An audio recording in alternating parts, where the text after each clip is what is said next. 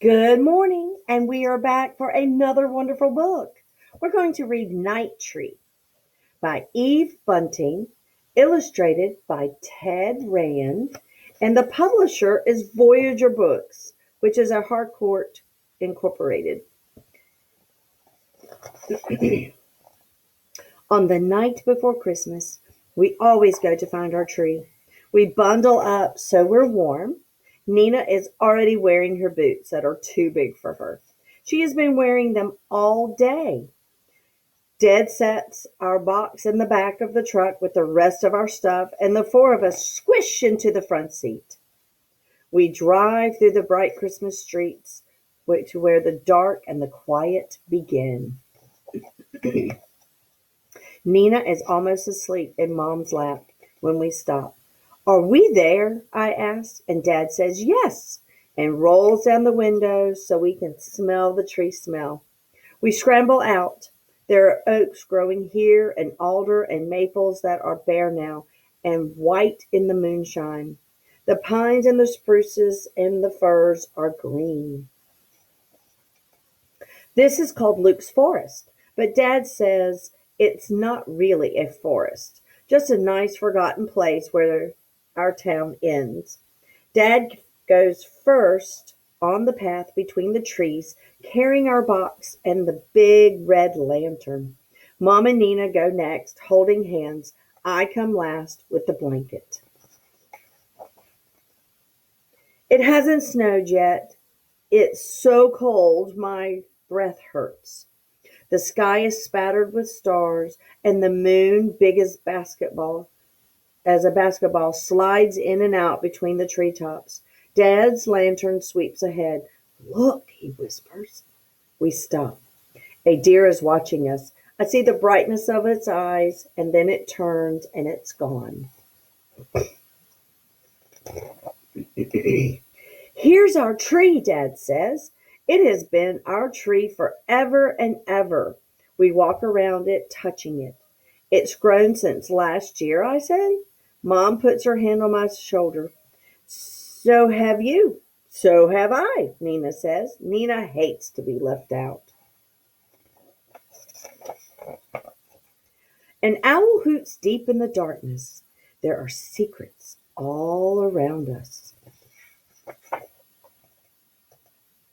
Can I put the paw on the popcorn chain? Nina asks. She hops up and down and right out of her boot.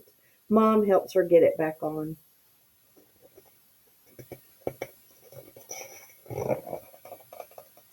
Nina takes one end of the chain and I take the other, and we wind it around the tree. We've brought apples and tangerines with strings on them, and we hang them from the branches. It's hard to hang string loops when you have gloves on, but it's too cold to take them off.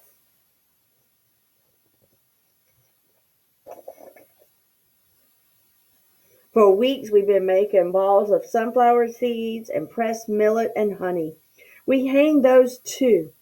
We scattered shelled nuts and breadcrumbs and pieces of apple underneath our little creatures who can't climb very well. Our tree looks so pretty.